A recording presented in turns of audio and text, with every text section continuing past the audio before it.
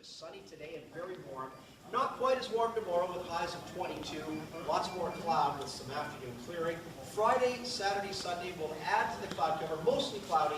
Chance of showers, especially as soon as he's done, we can go over there. That's the latest. 2, 3. Oh, it's freezing.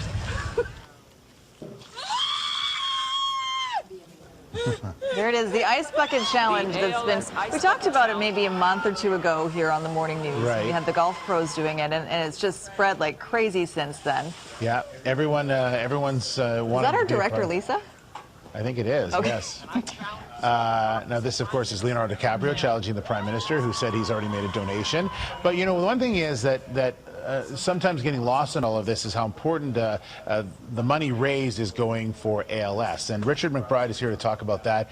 He is living with ALS. He lives in Alberta now. You just have to be in the city, but you've been here a long time. You know I was Vancouver telling my friend well. David, who's with me today, as we're driving down the Lougheed Highway, I remember when all of this was bush, and we used to hunt in here with you could, you know, don't tell the police back then. Okay. But actually, I came to Vancouver in 1963 from Victoria, and moved out to the Fraser Valley in 1967, and lived in Abbotsford from I guess 1975 until 3 years ago. So we'll still call you a BC boy. That's right. Yeah. So I know Steve has spoken with you before on the Simi Sarah show on NW, Yes, but thank you for coming in today. And I know you feel really strongly about the Ice Bucket Challenge, and you know, like Steve said, lost in all this, we haven't really spoken with someone who is living with ALS. So why don't we start there and just tell us about your diagnosis and what life has been like for you since then? Well, the first thing is that every ALS patient not only remembers the day, but often the hour, and I remember the minute that I was diagnosed. Yeah. David was with me at that time. It was November 22nd, 2012, at a little after 3 in the afternoon, when a neurologist walked in and said, well, Mr. McBride, we think you're going to die in 36 months. Thank you very much. Have a nice day. Here's a pamphlet. Oh my goodness! Now you were experiencing, as you told me, you were falling and you were tripping and you were having some problems, and that's why you decided to get this checked out. I was symptomatic for about 18 months before diagnosis, which is actually pretty typical for ALS patients. Right. We believe it's everything else. It's a great imitating disease. So we believe it's back trouble or knee trouble. In my case, knee and back trouble. Other people believe it's arthritis. You know, and suddenly you wake up one day and go, yeah, this is serious. Yeah. And you go in and see a doctor, and they rush you into a neurologist, and you know you're in real trouble. I went to Emerge. You know you're in real trouble when 4 neurologists show up in the morning to say, we'd like to talk to you. Yeah. So then, since you've had the diagnosis, I mean, is it something that has changed, has evolved in those past, I guess, almost 2 years now? Well, it's a little over 18 months, and yes, when I was diagnosed, I could still walk and stand up, with a cane, admittedly. Right. I went into a wheelchair about 3.5 months after that. I haven't walked since. I'm slowly deteriorating. Last night, for example, David had helped me get in and out of bed. You know, lots of things like that have happened. Did you know much about ALS before? Oddly enough, I'd followed the Sue Rodriguez case. Right. Right. So if, you know. Yeah. Right. So you had some awareness. I had a pretty good idea. In fact, of what was going to happen. The first thing that happened when they said, there's some very strange things that happen when they tell you you're going to die. Yeah. The first thing that happened is I said, how long? Yeah. And she said 36 months, we think. And the next thing that happened is I thought, oh, that's Anne of 1,000 days. Yeah. It's just really strange. Yeah. What I was struck by you, and we'll talk a little bit about the Ice Bucket Challenge and your thoughts on that, but I mean, you have such an unbelievable upbeat attitude, considering that you know that the end is coming. Is that just the type of person you are? I think so. It's really funny. For years, people would have said, my daughter has a favorite line for me. She says, Dad, you can find a cloud for every silver lining. I don't know if it's positive so much, but I'm just a lively person. And if you've seen my email, the quote from Dilla Thomas, do not go quietly into that good night, rage against the dying light. Yeah. I think that life is for living. Death is for dying. I'm going to die.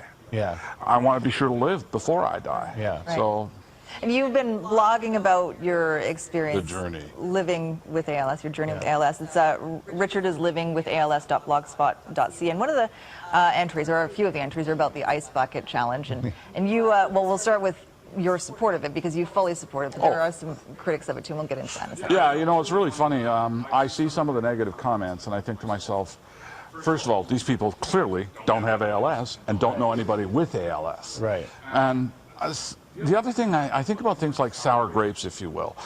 If this Ice Bucket Challenge had taken off for cancer or for kidney disease or anything else that was mainstream, if you will, it would have been much more, you would see no negatives. Right. But because this disease, there are two problems with this disease that drive it. First of all, we're a small target population. I admit that. But if you cure ALS, by the way, you could probably do MS, Parkinson's, Alzheimer's, all kinds of things. Right. So the research covers a lot of territory. Right. The second challenge for a lot of the naysayers is they use the rational argument. You know, we don't cure water. enough. We don't cure enough people, conserve water, etc. Here's the problem. With the 600 roughly people in Canada right now that have ALS and are dying from it, one will die each day, and a new one will join the pool each day. There are no ALS survivors to lead fundraising campaigns. Right. And when you're told you have 18 to 36 months to live, do you really want to spend all of that time becoming a spokesmodel for a disease? Right. This happened to me by accident. Yeah. Right. Well, but some of the arguments that Matt Damon brought up, the water conservation, although he did do the challenge, he just used water from his toilet. But there have been those arguments that have come up, or the Pamela Anderson argument. Right, about... cruelty towards I think the animals. water conservation one is the most specious one you can imagine. Conserving water, let me see. We're going to take a bucket of water and dump it over my head. How about I don't have a shower this morning? Yeah. It's ridiculous. Right. Okay. Now, Pamela Anderson, I understand her point of view. Right. I don't agree with it. Animal testing and against that. And when I asked you that question on the radio, you said to me, then use me. I'm happy to do anything you want. You know, I'm going to die. Yeah. There is no doubt about that. There's no cure. Yeah. I have 18 months. If you got anything, try it on me. The trouble is, of course, to study ALS. Right. That gets us incrementally closer to a cure. They have to take mice, which is typically the model they use, give them ALS, and study how it affects their motor neurons. See, with me, they could only do that once. Right. Right. Right. I understand. You know. Well, it's amazing to talk to you, and I mentioned you have such a great attitude, and I know you're really excited about the Ice Bucket Challenge. And there's one going on today, is that right? Yeah, a buddy of mine at BC Hydro, Chris Smith, is putting one together at the Trades and Training Center out in Surrey. They've got a dozen people. They've raised $675 so far, and we're looking for more.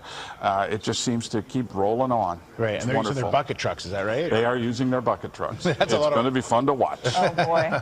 Okay. Well, it was great to meet you. Thank you so much for taking the time to come in today, and hopefully that someday we can find a cure for ALS. You know, I say this, it's too late for me, but it's not too late for somebody. Let's start with awareness, move to education, do the research, and find a cure. Well, this is certainly, no matter what side of the Ice Bucket Challenge you fall on, it's certainly raised more awareness for ALS and money too. Yeah, it's a wonderful thing. Thank you very much for coming in. Really nice to meet you. Yeah, good to see you. Again, Richard is living with ALS.blogspot.ca. It's a really interesting read, so take a look.